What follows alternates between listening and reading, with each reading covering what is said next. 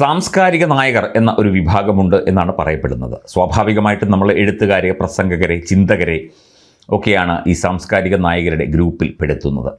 സാംസ്കാരിക നായകർ പൊതുവെ ഇടതുപക്ഷ ചിന്താഗതിയുള്ളവരാണ് എന്നാണ് പറയപ്പെടാറ്. ഒരു വീഡിയോ സമൂഹ മാധ്യമത്തിൽ കണ്ടു. തെരഞ്ഞെടുപ്പിന് മുമ്പ് വന്നതാണ് എന്ന് തോന്നുന്നു. അതായത് ഇവിടെ BJP NDA ഒതുക്കാൻ കേരളത്തിലെ സാംസ്കാരിക നായകർ ഒന്നടങ്കം ഇറങ്ങുന്നു എന്ന് പറഞ്ഞുകൊണ്ടുള്ള ഒരു വീഡിയോയാണ്.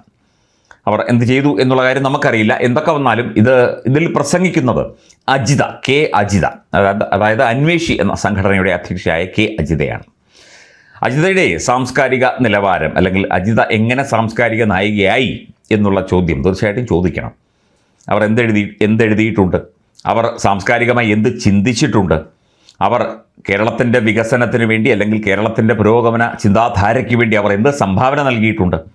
പഴയ നക്സലാണ്, നക്സൽ പ്രസ്ഥാനങ്ങളിലൂടെയൊക്കെ തന്നെ കടന്നു വന്ന് ജയിൽ ശിക്ഷയൊക്കെ അനുഭവിച്ച ഒരു സ്ത്രീയാണ്.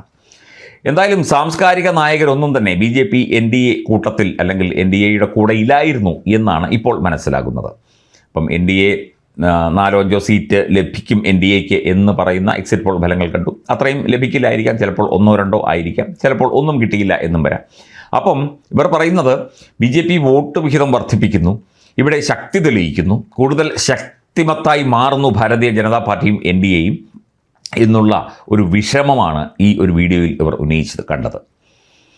ഇവിടെ സാംസ്കാരികമായിട്ടും സാമൂഹ്യമായിട്ടും വികസനപരമായിട്ടും ചിന്തിക്കുന്ന ഒരു സംവിധാനം എന്ന് പറയുന്നതാണ് NDA അല്ലെങ്കിൽ BJP. ഇന്ത്യ ഇത്രയും കാലമായി ഭരിച്ചുകൊണ്ടിരിക്കുന്ന ഒരു പാർട്ടി, ഇന്ത്യയിലെ എല്ലാ സംസ്ഥാനങ്ങളെയും ഒരേപോലെ വികസനത്തിൻ്റെ പുതിയ പാതയിലൂടെ നടത്തിക്കൊണ്ടിരിക്കുന്ന പാർട്ടി.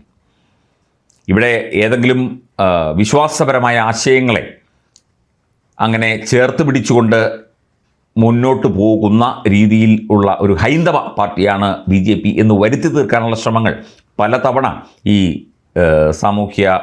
സാംസ്കാരിക രംഗത്തെ ആളുകളുടെ ഇടയിൽ നിന്ന് ഉണ്ടായിട്ടുണ്ട്. പക്ഷേ അതിനെയൊക്കെ തന്നെ മറികടന്നുകൊണ്ട് അതിശക്തമായി തന്നെ മുന്നേറുന്നൊരു പാർട്ടിയാണ് ഭാരതീയ ജനതാ പാർട്ടിയും അതുപോലെ തന്നെ നാഷണൽ ഡെമോക്രാറ്റിക് അലയൻസും എന്നുള്ള കാര്യം അജിതയ്ക്കും കൂട്ടർക്കും അറിയാം.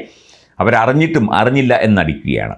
എന്തായാലും ഇനിയിപ്പോൾ തെരഞ്ഞെടുപ്പ് കഴിയുമ്പോൾ BJPക്ക് സീറ്റ് കിട്ടിയാലും കിട്ടിയില്ലെങ്കിലും BJPക്കും NDAയ്ക്കും എതിരെയുള്ള അജിത ചേച്ചിയുടെയും ആൾക്കാരുടെയും ഒക്കെ തന്നെ അതിശക്തമായ സാംസ്കാരിക ആക്രമണം ഉണ്ടാകും എന്നുള്ളതാണ് മനസ്സിലാകുന്നത്. അത്തരത്തിൽ ആക്രമണങ്ങൾ തുടരട്ടെ.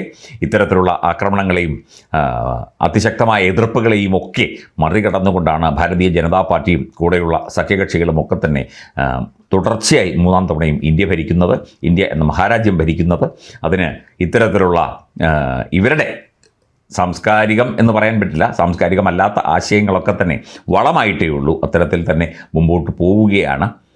അപ്പം സംസ്കാരം എന്താണ്, സാഹിത്യം എന്താണ്, അല്ലെങ്കിൽ പ്രസംഗം എന്താണ്, സാമൂഹിക അവസ്ഥ എന്താണ് എന്നൊക്കെ ഒന്ന് പഠിച്ചിട്ട് വന്നാൽ അജിത ചേച്ചിക്ക് കൂടുതൽ കാര്യങ്ങൾ മനസ്സിലാകും എന്ന് തോന്നുന്നു.